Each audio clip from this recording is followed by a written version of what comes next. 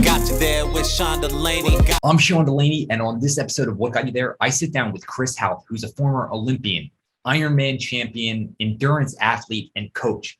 And if you want to understand the mentality, the mindsets of what it takes to reach your potential and step into becoming the best version of yourself, you will love this episode. Got you there with Sean Delaney. Chris, welcome to What Got You There. How are you doing today? I'm doing great. It's great to be here and great to talk to you. Yeah, I'm so excited to dive into so much, but I would actually love to know if there was a mindset of yours that you could pass on, you could give this to any of the athletes you worked with so they all had it. What's a mindset of yours that you would pass on? Well, most of my athletes already know this, but that is that anybody can have the athlete's mindset. That's the important thing. It's not a talent. It's not a skill. It's an attribute. And the beauty of a good mindset is that anybody can apply it. For example, how Michael Phelps prepares for a swim race. That's not a question of skill or talent. It's his mindset. And we can prepare the same way with intention, with purpose, with clarity, with showing up with the proper mindset, as well as how we prepare for whatever it is we're preparing for, whether it's our first 5K or it's getting ready for the Olympics. It's a mindset. And you don't need to be skilled or talented at it. You can have the same approach and apply it to yourself. One of the things I'm always intrigued by is those mindsets that get ingrained over time and some of those detrimental. I'm wondering for you, what are those detrimental mindsets that perhaps a lot of your athletes come into your coaching with that you kind of have to shift a bit? Or maybe you use different language. That's not how you approach it. I'm just wondering if that is the case. Well, that's a good question. I haven't thought of it from an aspect of how they come into it. I do repeat the mantra of how you do one thing is how you do everything. And so what I often notice from my athletes coming into what I do, which is more endurance training, adventures, expeditions, long solo adventures in your head, especially when you're on a trail for 36, 96, 120 hours. That is who you are will display itself. Over time, especially in the training, what your inconsistencies are, how you approach one thing is how you approach everything. And I can tell after doing this for 25, 30 years of coaching now, who you are after about 6 weeks. And that's where the work begins. Interesting. I'm really intrigued by that, like a 6-week parameter. Is that just based on the workload they're doing at that time, that like their true nature comes through, or are there other factors just based on timing there? Yeah, no, I wouldn't say that that's a specific factor coming through. It's just more that you can't hide your inconsistencies for that long. And your pathway of what you're looking to do, as I like to say, who you're willing to become, will gently display itself. And then we're really working together. Before that, what I like to say is we open the magazine, outside magazine or some, camping magazine or backpacking magazine, or we go into an REI, right? And we see those awesome posters on the wall. And that inspires us, right? That gives us the impulse to dream, as I like to say. Well, that's all good and great when you sign up for the event or the adventure, or you recruit your team and now here you go. Well, after about 6 weeks, reality sets in. The hours needed for training, even if they're not a lot, we already have busy lives. As I like to say, we all went pro in something other than the sport we're endeavoring, stealing that from the NCAA. That is, and so here we are, we're working, we've got a family, and now we also got to insert this time or find this time to do this adventure, this expedition in some cases. There's something completely out of the box that inspires us. And so now, after 6 weeks, reality has set in, and who you are will really display itself. And again, we get to do the work now to navigate our way through what are already lots of responsibilities and not necessarily burdens, but we have to figure out how to fit this training and who you want to be on event day now. Right. And that's sort of what I talk about with, the athlete's mission statement. And that is your understanding of who you want to be come the event, what sacrifices you want to make with regards to work and family, and what boundaries you place on yourself on who you don't want to be. I don't want to be that guy who misses all my kids' soccer games. I don't want to be that mom who's completely stressed out. So you can already hear, I don't work with elites and professionals. I work with the everyday person who has that impulse to dream still and to do this endurance adventure that they're curious about. Why not me? Why can't I do this? I've always wondered what I could do. I never had the opportunity to get or to find the time. How can we navigate that path? And so that athlete mission statement is about setting boundaries of who I don't want to be. I don't want to be stressed out, short-tempered, miserable, so that when the finish line comes of the event, because you will finish, I'll get you ready for that. It's just more a question of your support team. Do they say, thank God that's over, you were a complete jerk for the last 6 months? Or they say, you know what, that was an amazing journey that we all went on together. And that understanding, that mindset, that prep, that clarity up front sets up the success of your journey and how it will unfold for the next 6 months, 18 months. It depends on whatever adventure you're getting ready for. A completely different experience. It sets your experience. A few of the things you're talking about here, it kind of sounds like one of those hot buzzwords. And that's just overall balance. I know you have some opinions around balance, and I would love to just hear your latest thinking around balance when you're going after one of these. Yeah, as you know, you've heard, I don't like the word balance. That's the thing. I don't believe there's balance. I believe there's windows of time where things become of higher priority than the others. There's windows in our life where we need to focus on work, and the athlete self and the family self sometimes falls to the background. Hopefully the athlete self more than the family self. And then there's other windows where the family self becomes very involved and needs to step up. I call that the three-legged stool.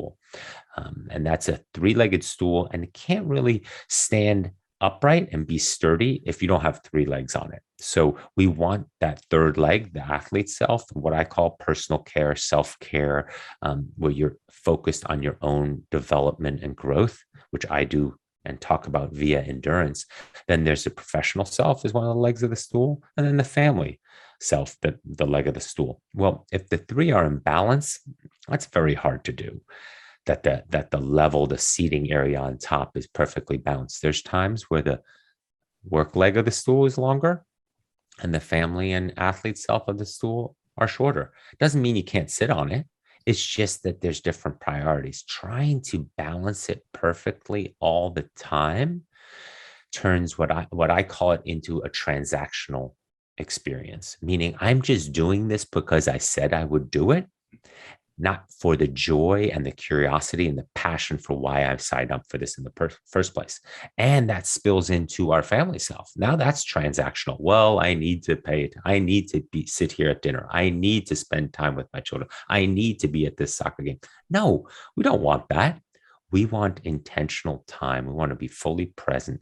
We want the space to actually be fully there and enjoy the moment with our children, with our partner, at work, fully apply ourselves with our curiosity and passion and creativity that we can to make work worthwhile.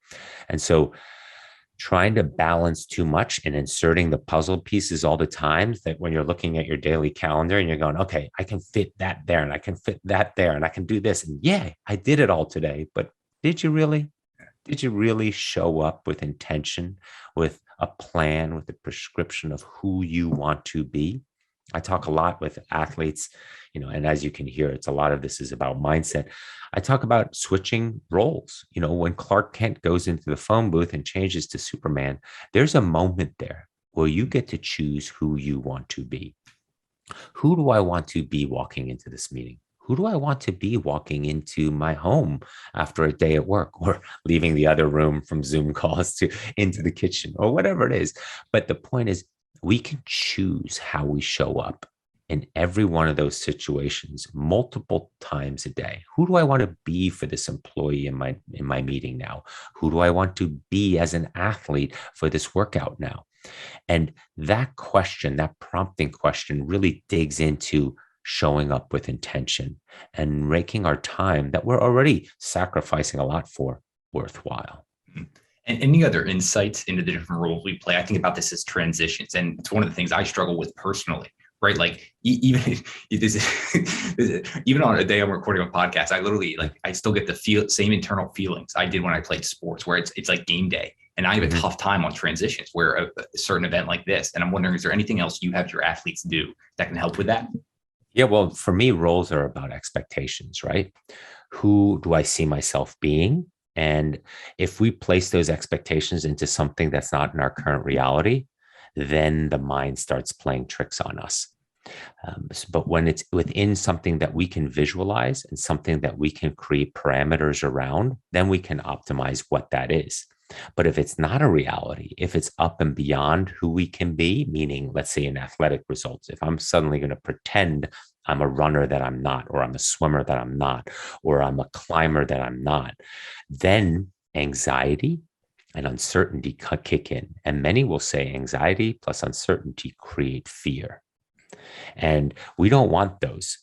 If you have anxiety by itself, that's normal. That's fine. It's a future worry. We're worried about the outcome. We care about it. That's okay to have. Uncertainty is a kid on Christmas Eve before opening gifts. You know, you're not sure what you're going to get. You're excited, but you put those two emotions together. Now you're creating a fear. And that is something we want to avoid. So we have to be very in tune with our own expectations of who we can be and who we want to be. And that doesn't mean putting a cap on it, a limiter on it, but we also want to see, this is where I'll pivot for a second. The beauty is we can believe and live out who we want to be in the future today. That's the great thing about mindset. But we also, as you know, from training, we can't jump ahead of who we are to where we want to be. That's the dichotomy of this, right? So we have to train where we are in order to become who we want to be. And when those two intersect and get too far away from each other, let's say you're doing something athletically or even work-wise that you're not currently capable of because you're not doing where you are, you're doing where you want to be, then things get out of alignment and you get anxiety and uncertainty and you move into a fear state. And so that constant juggling of expectations and current reality is very important in order to optimize and be successful in the moment, to be your best current version of ourselves. So many times we compare ourselves to our younger self, how we once were as athletes, or to our future self, to who we want to be with regards to what we're capable of. But that doesn't place us into the best current version of ourselves with regards to knowledge and experience and capabilities. And we're plenty. We are always plenty. And we're on our path to who we're going to become anyway. We think we're in so much control, but we're not really, if you go from it from a higher spiritual aspect. And so accepting and being confident that we're plenty in the moment and that we're tracking towards who we want to be, that's the excitement. That's where the fun is. That's where the curiosity and passion truly come together. And what many will say starts a flow state. Can you even go further on that future self? Because I feel like this might evolve my thinking here. The way I think about this usually is around I'm trying to condense and collapse time, meaning I have a vision of the future self that I want to be. And we can put away some of those physical attributes that obviously have to get worked on and trained on and built on. But there's certain values and there's certain things that I can act out in the moment. So that's how I picture the collapsing of time. I'm trying to embody that future self based on values and principles in this current moment, because I can control that. I can show up with that. And then based on those over time, I can also train up the skills and then meet that future version.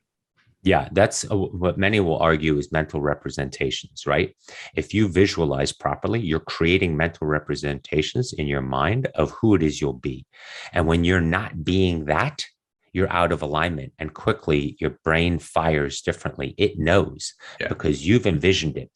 We see it in athletics. If you envision your race, your event, your game going a certain way, all the movements, I'm talking about even how you hold the stick to how you're running, how your feet hit the ground to how you're breathing. Now, great thing is that can be applied in training, right? You can go through those mental representations, and when you're not doing it, you can course correct and you can optimize your training to make it more purposeful practice, more deliberate training time, and you can accelerate yourself to the place you want to become. Same thing happens with mindset. if you've visualized exactly how you want to be, what you will be like in that room, public speaking, what you're going to be breathing and wearing, and how you're going to drink water, and what the room looks like, and so forth, as you're prepping for that every single time. That way, when you're in that moment, you can course correct because you've practiced and rehearsed and done this activity so many times. You're almost observing yourself doing it. And it just becomes a question of execution then, versus thinking about what I'm doing in the room and all the people and, oh my God, and the air and the darkness and the spotlight on me and the stage and the magnitude. All that's already been worked through. And so mental representation, visualizing what you're talking about of your future state, becomes almost like a blueprint of how the building is being built. Right? You can see on that blueprint of what you are going to look like. And that's why it's so important to write it out, whether in journaling or to visualize on an exercise daily, monthly, weekly, right? Where you constantly are honing the blueprint of the building, the version of you you're going to build. That's the fun, right? The fun is making the additions to the blueprint, making the adaptations, and continuing to hone who you're going to become, so that once the building stands, you are the version of who you think who you want to become. It's already done. You already saw it all the time on the blueprint. Do you use visualization a lot with your athletes? Yes, a ton. And it's hard in an endurance event, right? When you can't visualize for 30 hours, you can't visualize a marathon, right? But you can get a sense of there's two different types of visualization. There's the finish line, there's the result visualization, what it will look like, how it will feel, who will be there, what your feelings will be like, the joy, sometimes even a pre-mortem where you're planning on what went wrong, what could go wrong, and how I'll feel when that happens, so that we can also, again, course correct and adjust to that. And then there's the during visualization. How do I want to execute during this long event? So what will that feel like? What am I fueling? What am I hydrating? What am I pacing? What am I doing when I hit a valley emotionally? What am I doing when I hit a peak emotionally? We've all been in events or done things where it feels amazing and like, I got this and no problem, and we're doing this. And then 10 minutes later, you're like, I don't know if I can do this. This is really hard. This is really difficult. There's a lot of real estate left. How am I going to get this done? Those are the valleys and peaks emotionally we go through in a lot of this. And knowing how we're going to respond, not react, respond to each one of them is part of the visualization exercise, that you can sort of have answers for everything that will come up. Control the controllables is what a good visualization exercise is, so that when the uncontrollables happen, you have an open mind. Your cognitive load is limited and is not fatigued to deal with the unexpected that's coming up. Because for everything else, you have a plan, or at least you've thought it through. You mentioned those peaks, right? Like where all of a sudden, oh my gosh, like that fear kicks in. Have you uncovered patterns that are consistent across your athletes, or even for each individual? Are there consistent patterns to when those peaks and valleys kick in?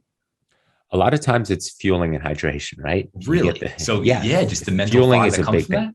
Yeah, big time. When we're low on, when we're low blood sugar, our emotions swing, and usually into doubt and negativity.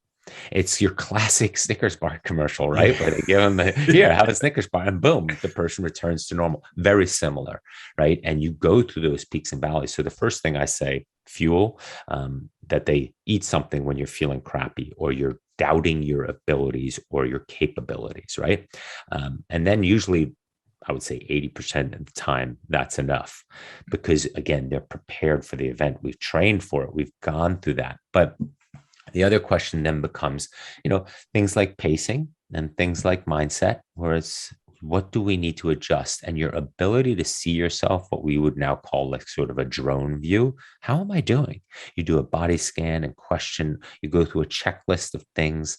What am I doing? How am I doing? How's it feeling? What have I maybe overlooked? Am I where I need to be? Am I, fueled, hydrated? What's my mindset like? So you're asking yourself these prompts to sort of take yourself out of your emotions for a moment and get back to executing, right? There's the rational mind, and then there's the execution mind. The rational mind is like thinking about how to do this. in golf, what club should I use? How far is the shot? What's the wind? What's the temperature? How am I going to hit this thing? And then it's time to hit the ball, right? And so then it's time to get this shot done.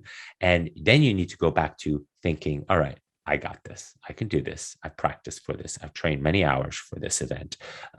And so you're constantly toggling between the two. So when the emotions go low, we move to, I got this, confidence, trust, thinking back on the training.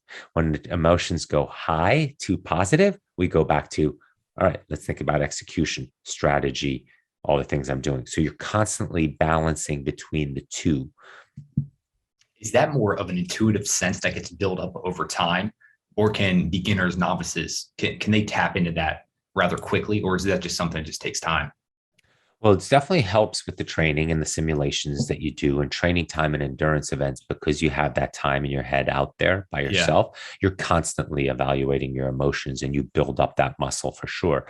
But just your ability to respond to circumstances versus react to circumstances, right? Like that space, as Viktor Frankl talks about, between stimulus and response that is basically the same thing. You're basically saying, taking a step back and going, wait a moment, what's going on here? Why am I feeling this way? And never in a form of self-judgment, but more in a form of looking at it completely disattached, right? Like I love how Jocko Willink always says, detach, right? Because it's the perfect buzzword, detach from the situation, and then just go and look, assess what's going on, and then make a responsive decision versus a reactive decision. Do you have any, is that a preset response that you have your athletes work on? So that way, their program, all right, mile 50 in this 100-mile race, when I feel this is how I'm going to respond? Or is this just something, there's too many variables there that it's just more of training consistently over time leads to a better response? No, it's hard because you can't really train a 100-miler. Otherwise, the body will quickly shut down. No, but we do a lot of race planning prior. They write it out and we go into deeper detail and why. And, when an athlete already starts with me, they need more than a finish line for motivation. That's one of the first things I write them. I need you to have more than a finish line for motivation, because these things that you're endeavoring are hard. And I don't mean that from a hard standpoint of, the distance and so forth, because that'll get easier because we'll train for it.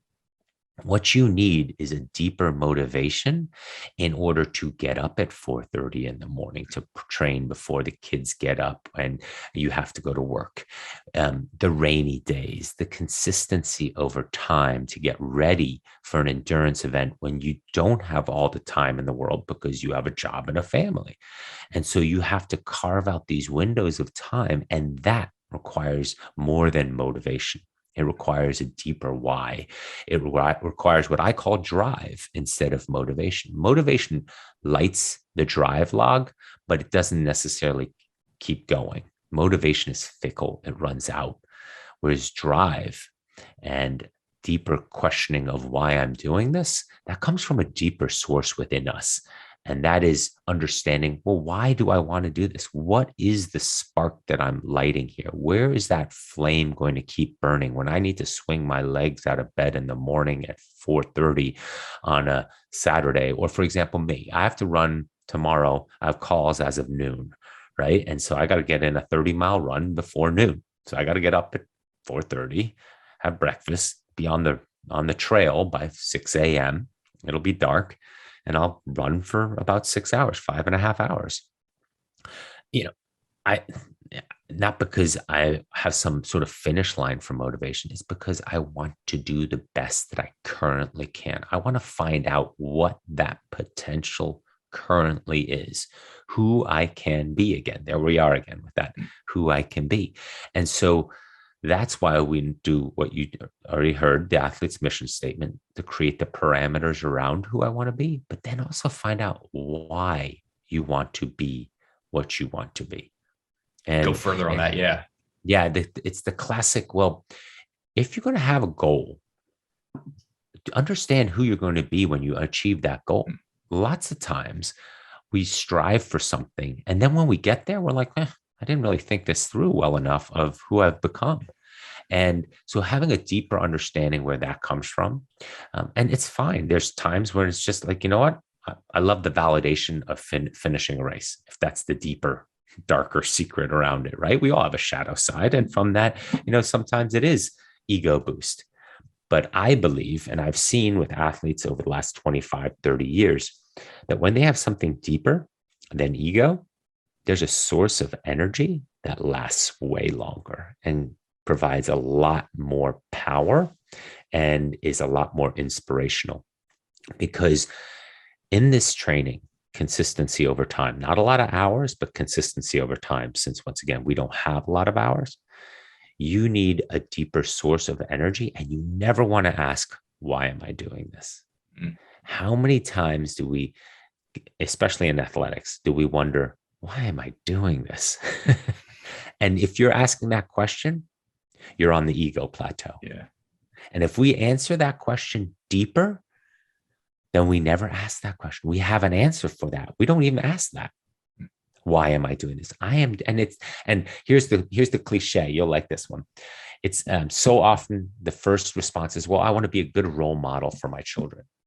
I get that one all the time. And I go, that's all good and great, but I need more, right? Because your kids aren't up at 4:30 in the morning when you need to swing your legs out of bed, right? Or on the rainy, morning, or on a treadmill in the middle of winter in like January in Wisconsin, right? Like, it's not going to work like that. Your kids are not going to be the ones who are sitting on the side of the treadmill rooting you on. So we go deeper and deeper and deeper. And it becomes really a question of, what unfulfilled need is driving this training?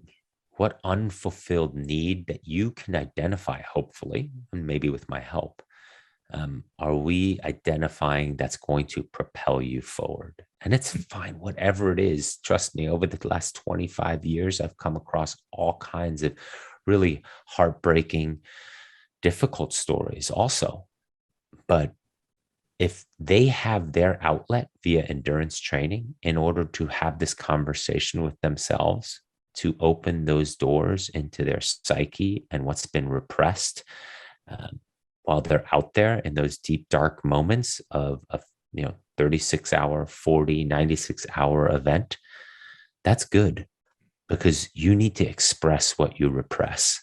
And the more layers we peel back when we're doing this stuff, the more valuable it is, and the more we grow and we transform into, quite honestly, a better version of who we currently are again.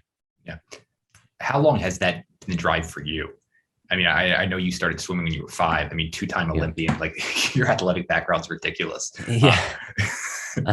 I know we're talking coaching here, but we don't need to dive into history a little bit, but I would just love to know, like, when has that been coursing through your veins from? It was a different process for me because I was very competitive at first, and I was driven by competition. But me too, I discovered that deeper source once I let go of the result and just focused on me and my best version of myself, and continuing to grow intrinsically for the outcome, not externally. And it shifted everything for me. And that it only happened via endurance. And it's one of those classic lines, right? Where I go, gosh, if I'd known this when I was swimming, I could have been a better swimmer, right? But so this happens post-Olympics? Oh, yeah. Absolutely. Okay. Yeah, I was completely a different type of athlete with a different mindset. Even when I started coaching, I was a lot more aggro for missing the right term right now. And then ever so gently, because I started discovering all those closed doors in my mind, being out there on those long hours of training and self-discovery and self-actualization, actually, that I was like, this is what I wish for. And I made my purpose for everybody. If they can discover that becomes a beautiful place to be. Yeah. You're a better coworker, you're a better leader, you're more creative, you're more energetic, you're more forgiving, you're more thoughtful, you're more patient. you understand yourself and the world around you better, you're able to give more energy than just receive energy. You become what I call the lighthouse, standing strong and firm, shining the light and protection through all conditions and supporting. And it's because you've gone to those places in yourself that have been unexplored, and you've created more real estate in your psyche and in your mind in order to give more. Can that happen before you're 24? Oh man, I wish. I don't say that with an absolute that it can't, because there's plenty of athletes that I have. I can think of one young kid right now. He's already asking questions that I wish I would have asked when I was 30, let alone 24, let alone 22. So everybody's a little different. And that brings us back to the narrative, right, of who we become. You know, part of my learning in this world of endurance training and sort of mindset was when I went down to Coronado to observe SEAL training or BUDS. And I was fluxed by this one question of what it is that the not as strong and physically gifted guy is doing that the physically gifted guy, the guy who looks like the prototypical future SEAL, and he's ringing the bell before that kid, before not necessarily the skinny kid, but the one that you go, how is he doing this? Right. And so I worked around that problem for about 2 years, trying to figure out what's going on here. And a couple of things, Alex Hutchinson, who wrote the book Endure, helped me a little bit with this. A few others, exercise physiologist and great coach out of South Africa helped me with that. But a lot of it is around the narrative, who we were leading up to that point and sort of what those mental framings have become and the confidence in ourselves. And so to me, it became a question of this.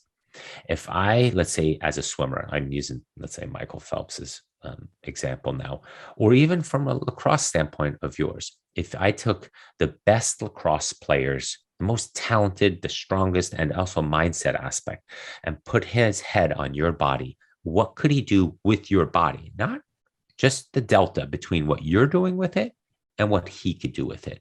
In the form of a swimmer, what could Michael Phelps, if he put his head on my body, what could he have done more with it, right? That delta, that difference to me is mindset. And that's so going back to Coronado, it's sure there's a narrative and a history, but that kid who doesn't look like he's going to finish BUDS, put his head on the big guy, the perfectly prepared guy body, no problem. Again, the delta is just that difference to put us over the top. And so that's what I tell a lot of my clients also from an executive coaching perspective.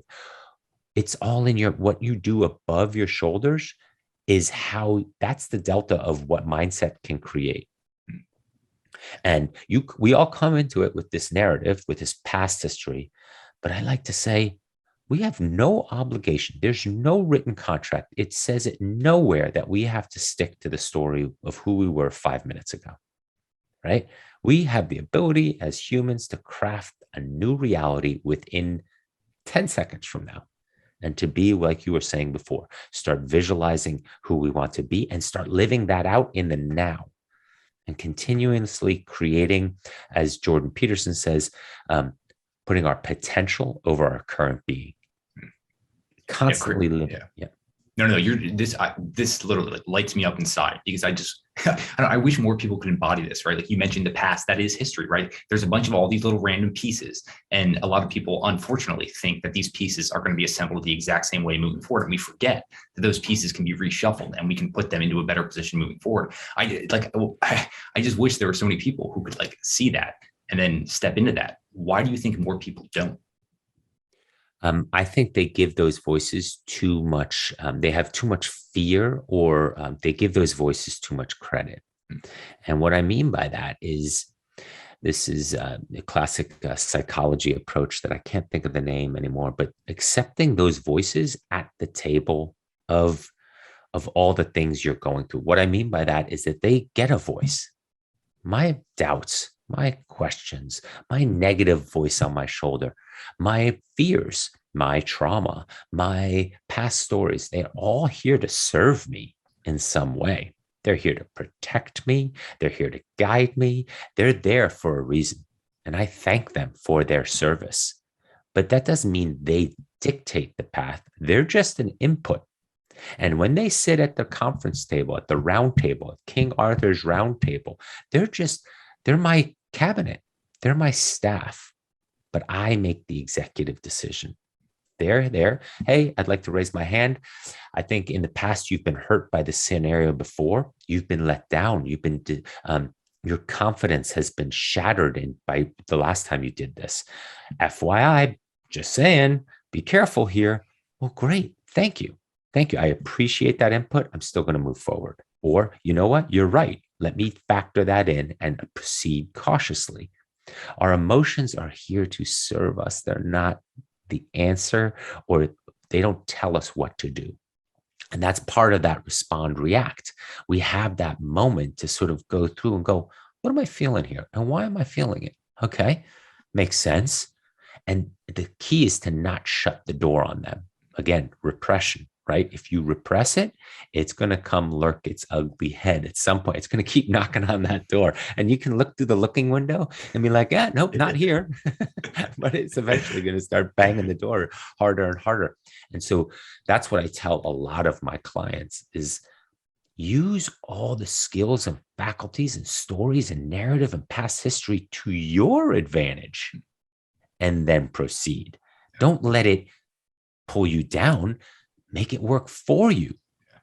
And now you're working with history on your side, your own personal history, like what we always say, failures lead to successes, right? Because if you can learn from them, you can technically change the past because you can apply it in the future and therefore make the past something that was a positive because you learned from it, right? That classic mindset. But taking all that into account and using all of that in order to grow with you and have a team of emotions and inputs constantly observing for you. That's how evolution worked. That's how this whole process started. Like, let's take all our senses and our emotions and have them work towards evolving us so that we continue to, do what's best in our world. Yeah, I would love to dive back to some of the earlier days for a second, just because you were mentioning just like how competitive you were. Mm-hmm. This is something I always wrestle with. And anytime I'm talking with like an elite athlete or an elite coach, I'm always curious their take on this. Can you become the best in the world in your sport without, let's call it, an unhealthy level of obsession? I'm thinking of someone like a Michael Jordan, who literally mm-hmm. is so competitive, it's damaging to relationships and everything else. Yeah. Well, it's a slippery slope, right? Because it's like, how do you talk against Michael Jordan? But just think, you take his confidence and his grit and his resilience and his drive, and then you underline that with a source of energy and confidence that, of course, I'm this good. Of course I can. This isn't a question of if, but how badly I'm going to win. And when you take the negativity out of it and turn it into something more powerful because it's a positive, I believe there's an even next level of success waiting for you, because you don't need to use negative energy to drive you forward. It's something I always think is funny. It's like, well, the press, what they wrote about me drove me. Really? Like, if that's going to be the reason you're at the highest echelon of sport, you guys, like, that better not be your reason for playing harder. You should play hard because it's your craft. It's your mastery. It's what you do. And guess what? And the beauty of a Michael Jordan or of that level, or of a Tom Brady and stuff like that, is like, they show up, whether it's game 12 of the season or it's the Super Bowl, with the same intention and clarity on why they're here. To win, to do my best. And they all have gotten to a point. It's funny, like even a Tom Brady is as competitive as he is, the edge has come off of him, not because he's lost the edge, but because he's like, if I do my best, you're not going to beat me. And that's what MJ got to also. If I play my best, you're not going to beat me. And so that becomes the superpower. If I do my best, prepare my best, do my best, do all the work, it doesn't matter. Yeah, it's been interesting. If you follow Brady enough, wasn't a Pats fan or anything, but I respect the living hell out of Brady for what he's done. But even like his stepping into like his spiritual realm as he progressed in transition was a huge influence for him. So hearing him at this current state, or even the past couple of years, how he speaks is so different. But I asked the question because I was watching this surf documentary on Momentum Surfer, so around Kelly Slater and the whole group he came up with. And I did not know enough about Kelly Slater, but he like reached that peak where he was just so competitive and cutthroat and calculated. And I just didn't know that about him. And so then it had me asking the question again, like, can you be that upper echelon at an early age without that competitive drive? Like I even think of someone, there's that a legendary rugby player, Johnny Wilkinson. I heard him talk about this, where he didn't reach that higher level like a Brady until he got older. And so I wondered, like, can you be 24, 25 and get to that place that they got to when they were 35? It's hard because I don't believe you're mature enough yet and have that sort of life wisdom in order to apply those tools. Nor should you be. You're still, from hormones coursing through your body. Exactly. Yes, there's so much working towards competitiveness at that point that you're not primed to even think like that. Yeah. And the warrior ethos is still so powerful in you than it is the thinker. Yeah. One thing I want to dive back on, you were talking about observing the Navy SEALs down there in Coronado, and then you mentioned the word mastery a few minutes ago. So what I love is people who've been doing things for decades where, I mean, you've achieved a certain level of mastery, not only in your sport, but also in coaching. So one thing I appreciate so much about people at that level is their observation skills. I feel like are unparalleled because they're picking up on patterns and things the novices literally can't even comprehend yet. I think about this in shutter speed, right? Like if you're taking a photo and you've got 6 shutter speed, a master might have 100 shutter speed where you're seeing so many different things. When you're observing someone like the Navy SEALs, are there other little things you're paying attention to and looking at? I know this is like an out of nowhere question. I'm just wondering, are there things you're thinking about, even when working with athletes, when you're just starting, that you're thinking about, you're perceptive of, that most people just wouldn't even think about? Well, that's back to the mental representations we talked about, right? When you're thinking inside the box of representations, when something pops out of that, that's what you notice. And so going into that weekend, it was like 8 coaches there, maybe even 10 different coaches from different areas and different parts of the country and different areas of expertise just to observe, because they're always looking for input and vice versa. And so I went into the weekend already like, what's this going to look like? And what am I going to try to learn? And who am I going to try to be? I wasn't thinking like that yet, but it was more just like, what is it I'm expecting here? And how am I going to maximize the learning out of this? And so, as soon as it became a question of kicking out of what I thought it would be, that's when the brain lights up, right? And that's where you start noticing things where it's like, well, that's not what I expected. Is it me that I just didn't have an open enough mind? Or is there something there to learn, grow, understand, dive deeper into, discuss with the other coaches and so forth? So I find that how we live with mental representation is what we do even subconsciously half the time, right? Like our subconscious brain is what they say 40,000 bits it can process per second, and our conscious brain only 4,000. So there's a lot happening behind the scenes, but I think we're constantly living in mental representations. That's how we work the world, what we expect to be happening. And when it happens outside of that, we trip and fall and we go, hey, what was that? So I think that's a similar case, whether it's mastery or your craft in general, because you have an expectation of what you think it's going to be. Then when it kicks outside of that, that's where you should be paying attention. Not always do we, not always do we pick up on that, but it's like, it's what what was it? Who said it? Mark Twain, I think, when you find yourself on the side of the majority, it's time to pause and reflect, right? And sort of something like that. that's similar. It's like if you're outside of what is expected to happen, then it's time to start paying close attention. I'm wondering for you, when are you able to more clearly tap into the subconscious and what it's telling you? I'll just say like those early mornings for me, like I just tend to get up extremely early, but if I sit there even like immediately upon waking up, it's funny like what the mind, the clarity it has at that time. And I feel like it is at that subconscious level that's coming through a bit more. I know for you, I'm wondering if it's out there on that 6-hour run tomorrow. That's where it's coming out. Yeah, I'll be, and that's not frustration is the wrong word, but there's definitely, it takes longer on some days for everything to sort of shed itself and sort of have an aha moment. And not that some crazy, beautiful, creative thought. No, it's just sort of like, you realize, okay, now I'm truly out here present at peace and can just sort of do my thing.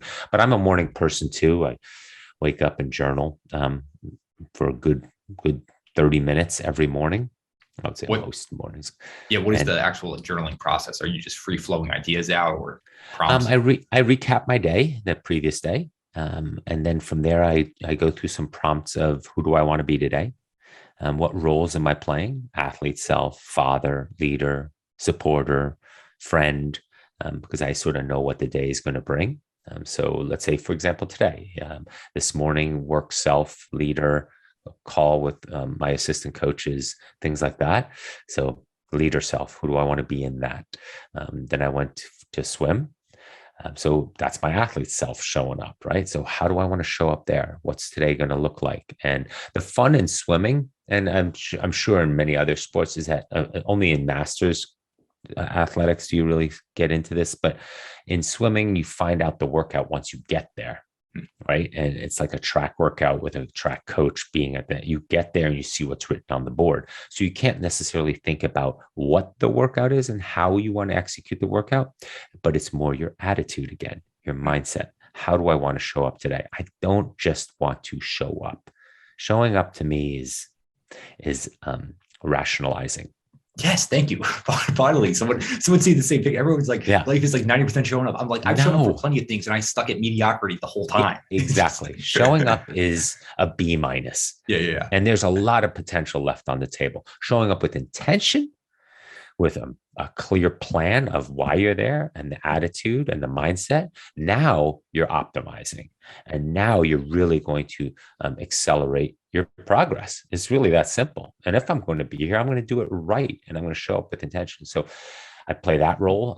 Then I knew I was going to podcast with you. So who do I want to be for this? And so I journal on that, journal on something I'm grateful for.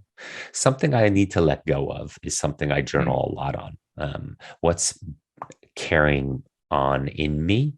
What's taking up space in my heart or my mind that doesn't need to be? Who has power over me is a different way of saying that. Like who's taking up real estate in my mind that doesn't need to? And letting go of that or identifying that and wondering why, what it means to me. So those are sort of that's the process. Recapping the day is nice because it gets you into the flow of thinking. And then whatever unfolds, just is free flowing, like you said. Oh, I absolutely love that. The question of shedding, I love that. That's something I feel like I need to add to my process there. What I love about questions is they just can deliver so many better answers for you in life. And so I'm wondering, what are some of the better questions you've asked athletes that help them just understand the bigger picture in themselves? Well, as you can hear, I ask them constantly, who do you want to be? Right. But also, why does this mean, and not just a deeper why, but how much does this mean to you? Like, are you really willing to do the work to get this done? Or are you just doing it on a whim? And that's fine. If you're looking to explore who you can become and you don't know that yet, that's fine too. Like there's so many iterations of this well, I'm curious. I have no idea what it looks like to run 100 miles in the high mountains of Colorado. Okay, well, let's back that up a little bit and think about all the processes involved and what can we do along the way so that you get a sense of that. Or I have an athlete, he just flew out yesterday. He's running across the Saharan desert for 5 days or 7 days. at the Marathon des Sables, right? He's never done anything close to this before in his life, let alone camped and carried his own food for a week through the desert.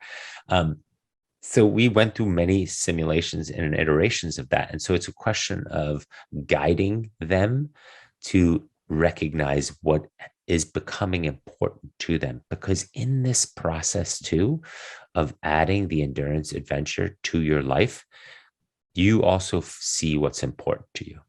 You see what your values and principles are, because you start recognizing what's taking up time in my day that isn't as important to me as the things I really do choose to do. Choice of my day, having that agency on how my day will unfold, how my week will unfold, shows you what your values are, shows you what your deeper principles are. And so all that happens in this conversation, as you heard me say earlier, after 6 weeks, finding out who this person is. And I always say endurance is merely a vehicle to have the conversation of mindset. I'm wondering for you, when you're mile 70 of a 100-mile run, what's the narrative like in your head? I'm asking, like, hoping you're at a darker place then, or like maybe some fatigue or something setting in. This is the funny thing is that, and any 100-mile runner will know this, is that sometimes that darkness happens at like mile 20, and you're like, no, not already, right?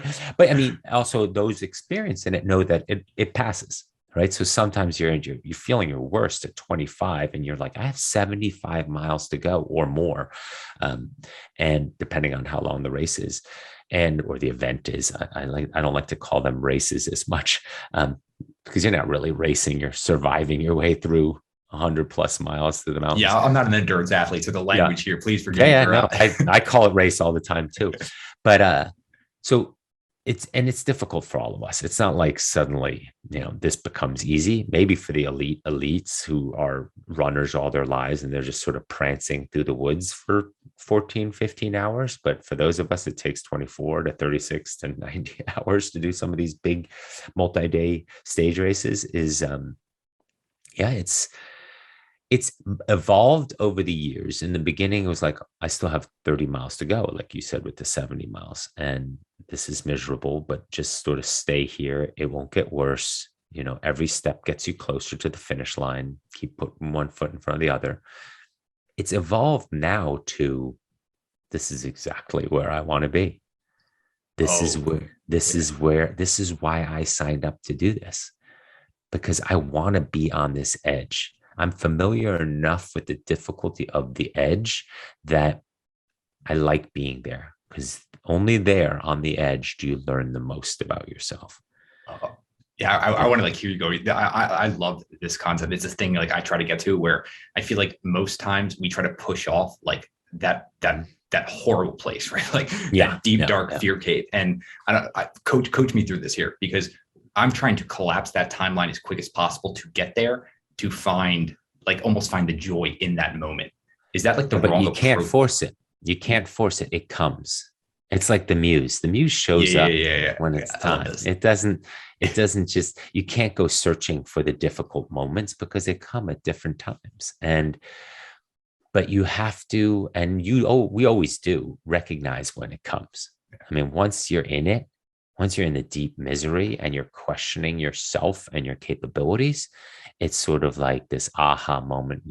And way back, it seems like it's way behind your eyeballs, way back in the recesses of your deep brain is the voice where it says, this is where you want to be, in this suffering and in this misery. And I'm in pain throughout, and I'm achy, and I'm 4 days into, sleeping maybe 40 minutes a night, and I'm low on calories, and this is awful, that you see a beautiful sunrise in the middle of the mountains and you go, yep, this is why I'm doing this. Not because of the awe and the beauty of it, but because you realize that just continuing to move forward, beauty will present itself, life will present itself, opportunity will present itself, insight will present itself. So much is just on the other side of that difficulty that you're always curious of what's around the next turn, what's around the next difficulty, around the next self-doubt. Next question mark. I had to make a note there on that timestamp because I'm definitely going back to the transcript to see those last 30 seconds of what you just said. Granted, it was coming across in your late night DJ voice, but that was incredible. Yeah, a lot of people give me a hard time. Not a hard time. They say that voice. It's like they put my podcast on to fall asleep. I'm like, great. No, I thought your clarity and just the overall soothingness is incredible. One thing I am really intrigued by is your ability to get yourself and then your athletes that subconscious space of like absolute certainty they're going to finish. And I'm wondering how you think about that, right? Like, I guess I'm thinking about that as showing up on event day with confidence in the ability. I'm just wondering how you think that through. Well, there's two paths there, right? There's confidence and ability if the training's been done to the best of your ability, your current ability, not your overall ability, because that's a high bar to always strive for. And that's not reality. That's perfection. That's not progress. But then there's also those that show up and they're not as prepared as they want to be or as they could have been, but usually it's as they want to be because life got in the way.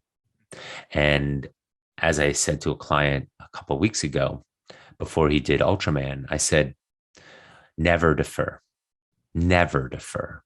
You don't know what will present itself when you're doing the work. And sure enough, in his case, and I'll answer your question with regards to my clients, in his case, because he showed up completely unprepared, by the way, like for a 3-day multi-stage Ultraman Ironman event. So 3 days of just 9, 10, 12-hour days. The swim was not canceled, but it was cut off because the conditions were so bad. And that was the thing he was worried about the most. And so now it presented a once in a lifetime opportunity to do the event without the swim and still be called an Ultraman. And guess what? Because he didn't defer. He put himself in the arena and he gave himself a chance. And that's what, we're out on the open ocean on a sailboat. Like, we don't know what the wind's going to do, but we have to be there with the sails ready and see what presents itself. And this was the beauty. Like, that's why I say never defer, even to my athletes that aren't as prepared. Now, I don't want them to get injured, and I'll guide them through that so that they don't get injured. But I 100% believe you're capable more than you know you can achieve. And the endurance space is who we're meant to be. Evolutionarily, we're designed to be endurance animals, but we've lost our sense and that inner voice that just knows we can go along. We've lost that sense to be able to connect with that and realize how far we can actually push ourselves. As I was telling him during the event, don't let the mind tell the body what it can't do. The body knows what it can do. Don't let the mind get in the way of that. Trust your body. And he finished with zero training. He just finished a 171-mile bike ride, a 52-mile run on pavement. And the first day, instead of the swim, they still did a 90-mile bike ride. I mean, it's crazy. But I'm wondering for you, like analyzing everything that you've done, what like, I don't want to say like you're proudest of, but what moment do you look back on it and be like, you know what? Yeah, I found a lot of deep meaning in that. Good questions. I appreciate these. That's a good one. When I won my age group in Ironman in Hawaii in 2015, I think it was, or 2016. I can't remember which year. I'd been going to Hawaii for 14, 15 years. I'd been 40 Ironmans in already. I raced it professionally for a while and did a lot of Ironmans, but I got to a point in like 2014 where I looked at my training partners and I said to myself, you know what? Or I said to them, I said, I know I'm going to win this. It's not a question of if, it's a question of when. And it was a deeply changing moment for me, back to what you were saying earlier, when you went from competitive to just knowing and just having that maturity. I knew I was more prepared, more skilled, more experienced than anyone in the field. And all I needed to do is happen on that day, and just to relax into the moment and let that day unfold. And it did. And it did. And it wasn't my best performance, but it was my most powerful performance because A, because I won, but B, also because I let everything that I needed to do happen on that day. Right. And it was not a good athletic achievement because my time was a lot slower than expected. And, I didn't take good care of my body. I think I lost 18 pounds on that run alone. The run alone? Yeah. Just dehydrated. Yeah, right. Here I am preaching fueling and hydration to all athletes. And I'm the one who's needs like 4 IV bags at the finish line because I'm so dehydrated. But I just let go. I just 100% let go. And I didn't even think of anything. I just let the body do what it needed to do and stop the mind from getting in the way from it. And it's one of my proudest achievements athletically in that respect, because it was this beautiful moment of knowing, I know I'm going to win. The year before, I was second, but I ran myself from 14th place to second place. And had I had another half mile, I would have caught first place too. But I got some flat tires on the bike, and so I had to work my way up. But that's when I already knew. I was like, this is not a question of if, it's a question of when. And it changed the athletic experience for me, and also changed my coaching into figuring out, just be the best current version of yourself today, and the rest will take care of itself. Let's work towards that for all my athletes. This isn't about your best. It's about your current best. Because if you're doing your current best and you cross that finish line, or you achieve the outcome that you wanted to achieve, or even beyond that, because if you're doing your current best, you usually surprise yourself, you have a totally different experience and transformation to see, oh my gosh, I can be so much more than this even, because I just have to work on the next current best. And we're always growing. Yeah. No, I literally just think this conversation is going to change some people for the good. And I love it. You're coaching it. What's so great to me is this, anyone could literally listen to this conversation. Doesn't matter if you're an endurance athlete, you're a single mom, and this is going to provide immediate value for how you can approach life. And that is why you're coaching. I'm just so aligned with, I love so much. I know we're going to round this out here in a minute. I am curious that, like, you have such a great breadth and depth of knowledge and understanding across a lot of different things, right? Like you're talking about Maslow earlier, you're bringing up some other things. Clearly you're very well read. Like, what are you learning from? Like, are books, mentors, where are you collecting all this wisdom from? Yeah, that's a good question again, too. I made a decision a long time ago, relatively, about 20 years ago when I started in the sport of coaching, that I would not read coaching books or triathlon books or cycling books or running books. I would stay far away from that. I still can't tell you who wins these events, who the elites are. I know the legends, but nothing beyond that, because I find that otherwise you're stuck in this sort of, this is how this sport works, right? Or this is how we always do it. I'm more of the breadth of, universal psychology, positive psychology, that works, those attributes once again, right? This isn't about skill or talent and how well you can run a mile or how fast you can do that or how much you can lift this. This is about your mindset. And so that comes from the great thinkers, right? The books of generations before us, that they had it all. The Stoics had it all figured out for us already back then, let alone, the Nietzsches and the Jungs and the Freuds and the Maslows and the Csikszentmihalys and everything, right? Like, their understanding of who we can be is the psychology, is the science below it. But then there's also a lot of spiritual thinking around higher thinking and subconscious and unconscious and higher sources of energy. And so I do a lot of reading around that too. Yeah. Any books in those genres you'd recommend, or that you've gone back to again and again? Well, yeah, the one I read every year is Viktor Frankl's Man's Search for Meaning. It's just a good annual refresh. I love that. I do. What else? There's a lot of good books around that. I just need to look up. One of them is that I've always loved. That many people, if they read this book, they'll recognize sort of the flow of thinking. It's called Running and Being. It's by Dr. George Sheehan. It's a very profound book, and it's a doctor who lived in the 70s and early in the running movement. But he recognized too potential, what we can become, what happens when we're running, how our mind shifts, things like that. I love the Rise of Superman approach and the flow states, and Stephen Kotler with Art of Impossible and things like that. That's great terminology in there that I use a lot. Him and I see eye to eye on a lot of things. But yeah, no, I love it all, from business thinking to, my finance background still comes into play every now and then. It's across the board, but that's my approach, avoiding the sport specific reading. Oh, that's awesome. And thinking more on outside the box.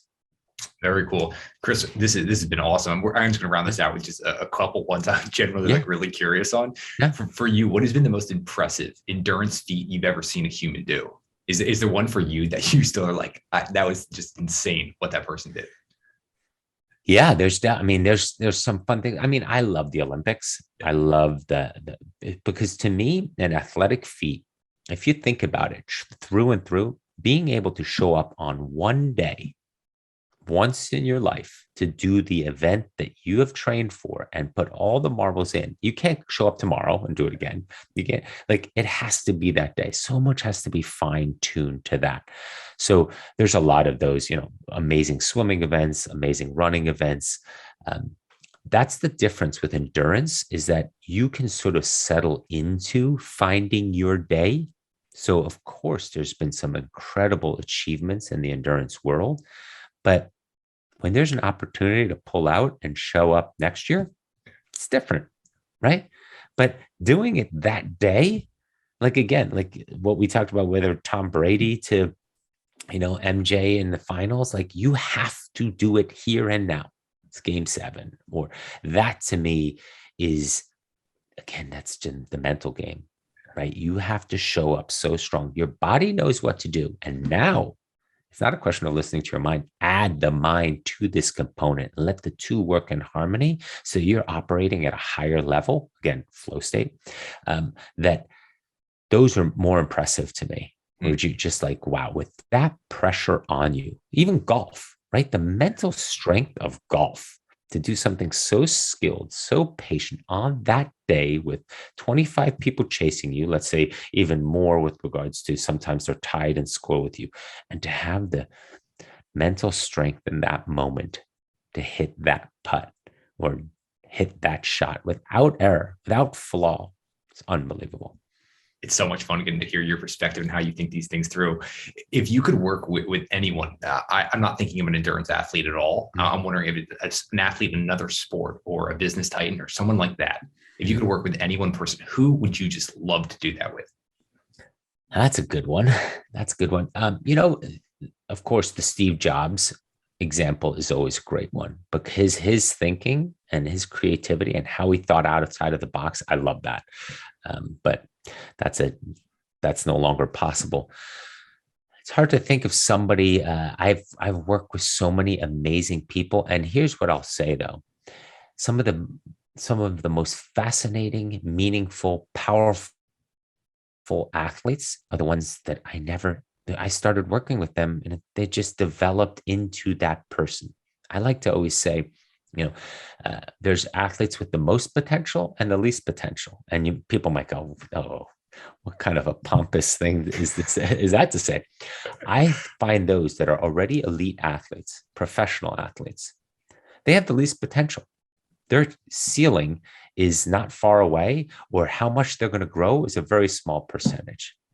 But you give me somebody brand new who is untapped and grows physically, mentally, spiritually into this beautiful, powerful lighthouse that I was talking about, a person that now emanates energy, joy, passion, success, confidence and makes the world a better place, that's success to me. And that's an athlete with the most potential. I love that perspective, that insight there. What about if you could interview anyone dead or alive, long form conversation like this? I know you have a podcast most of the time. It's just you and the mic, but I don't know. Is there one of the psychologists, someone that you would just love to just sit down with all night and interview?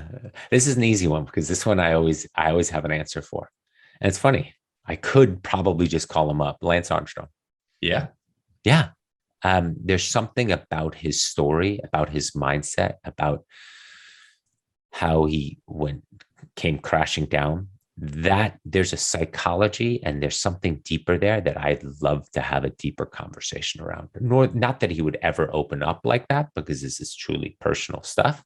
But when you ask me, who would I want to have a beer with where there's no mics on? That's the person. Yeah. I've raced him a few times in triathlon when he was in triathlon, and him and I butted heads a few times, back to the ego, cocky, competitive aspect.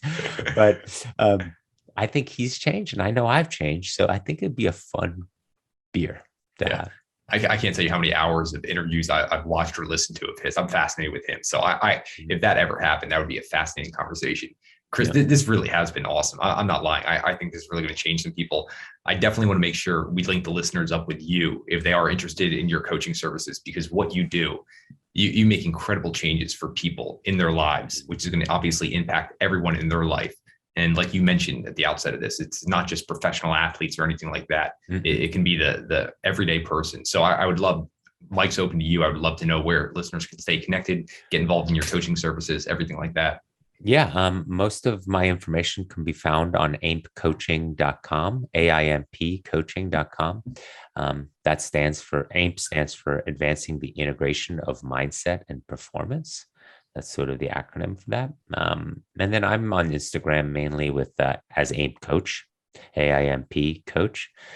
So that's usually the best way, but anybody can always send me an email. As you know, I'm pretty responsive and I get back to people right away with Chris at aimpcoaching.com. So those are the places to find me. As always, it's going to be linked up in the show notes and the transcript as well. But Chris, I can't thank you enough for joining us on What Got You There. All right. Well, thank you so much for having me. This was a great conversation and some fun, challenging questions. Got you there with Sean Delaney. And I want to thank you for watching another powerful episode of the What Got You There podcast. We drop new episodes every single Sunday. So if you subscribe to the page, you'll be the first one to see these powerful episodes. Remember, we deconstruct world-class performers to understand their strategy, tactics, and the routines they've used to help them become world-class in what they do. So if you want to understand and then implement these into your own life, you're going to want to subscribe to the page. Remember, we also put out a weekly newsletter called Momentum Monday, which is just a quick synthesis of everything I've been reading, listening to, and watching behind the scenes. You can stay up to date and follow everything we're doing at whatgotyouthere.com. Got you there with Sean Delaney. Got you there.